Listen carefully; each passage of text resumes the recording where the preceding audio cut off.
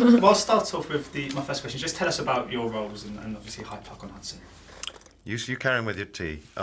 King and Queen, George VI, Elizabeth, who became the Queen Mother, state visit to America, but don't go to the White House. They go to Roosevelt's summer residence, which is called Hyde Park on Hudson, in upstate New York, for a weekend, which would be fine if the president wasn't having an affair with his secretary. And cousin.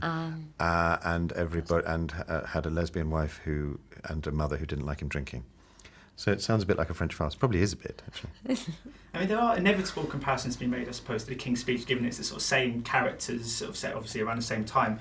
Did you use that film to help you when sort of preparing for your roles, or did you try and steer away from the characters that sort of Colin Firth and Helena Bonham Carter sort of portrayed? Well, we've established that we were trying to work out the timescale thing, but it came out just as we were sort of starting to film, rehearsing. So we had the option to choose not to watch it, and we watched it afterwards, after we'd finished. And Hyde Park was actually being talked about and they were trying to get it going, I think about 5 years before King's Speech came out. So we got the first. We just, as Sam had said, if it wasn't on the success of those wonderful people in King's Speech, maybe our film wouldn't have happened so quickly. I think it's a different side to the same characters, and the truth is somewhere in between. But and different times in their life. Yeah, much later. 39 is, the King's Speech starts in 1925, when it's much, much harder for the king to talk, apart from anything else. In terms of playing royals, was it quite difficult to humanise them? Because obviously royals are kind of clouded in this. They're kind of up there on a kind of pedestal. We sort of see their faces on stamps and stuff, but we don't feel that we know them very well. But you had to kind of really get into their heads, I suppose. Well, this couple, though, they were the first ones who did Walkabout and stayed in town when the Blitz was happening, when the people were suffering. Buckingham Palace was bombed they were 13 times, I think. Yeah. And they didn't leave. They had the line around the bath, so they had the same amount of water as all the people who were allowed. So they were the human face of royalty. And that's sort of the job of an actor, isn't it? You're not allowed to comment on a character. You just have to play them from inside. Yeah. Find something in them that is a bit you and you like. And the point about being a royal, particularly one who didn't know he was going to be king or didn't know she was going to be queen, is that you have the same worries about whether I can do the job. I haven't been cast because I auditioned well. I've been cast because of an accident of birth. So the question is, am I any good at this? And I think that's a perfectly human question that anyone would understand. And it's one that most actors think about all the time. Remember this feeling and use it in your acting, as they used to say in Fame. I used to love that. In terms of preparing for the role, researching the role, was it easier having all this kind of information about them? Because their lives were very sort of highly documented. Or do you prefer to go in without so much kind of information and knowledge about the people that you're portraying? I like it, because even if only a bit of it's useful, the more you do, the bigger the bit is.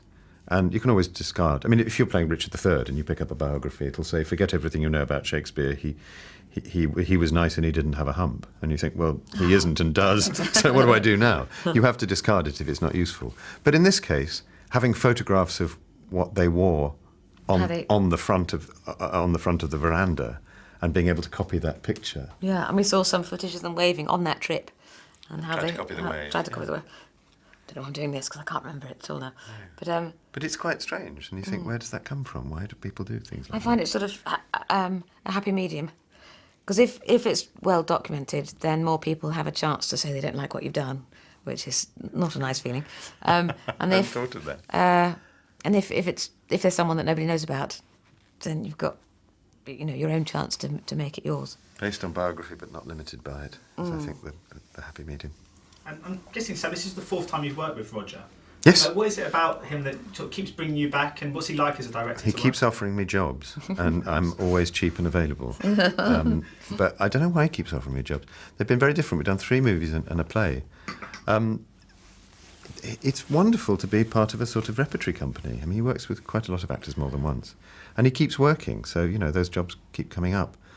I love it. And I had a very small part in Notting Hill and a slightly bigger part in Persuasion. And I remember thinking, as I left both of the screenings, I'm really pleased I'm in this, because I think it's really good. Oh, that's a nice feeling, isn't it? Don't often get that. Anyway, I'm really pleased I'm in this. I think it's really good. Olivia, congratulations on your Best Supporting Actress award Thank at the you. BIFAs. Of course, we're in the middle of the big sort of awards season at the moment. Whether you're nominated or not, is this quite an exciting time for actors and actresses to be when all the kind of awards are going on? You've got. I think it is if you're up for things. Awards are meaningless until you get one. Yeah. I have to say, I'm quite surprised this year how much the BAFTAs have copied the Oscars.